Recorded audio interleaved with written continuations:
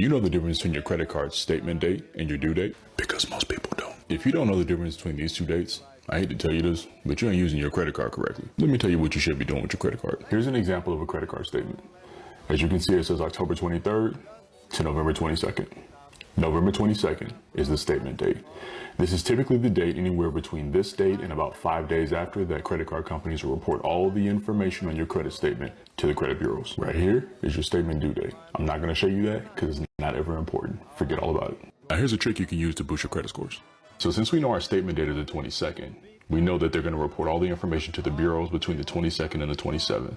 This means I need to pay my balance down to zero between the 17th and the 20th to make sure that on the 22nd, that information is ready to push over to the bureaus. This will ensure a 0% utilization is reported to the bureaus, maximizing my points from this particular credit card. Now, just to make sure and be safe, we're not going to make any charges on this card until the 27th.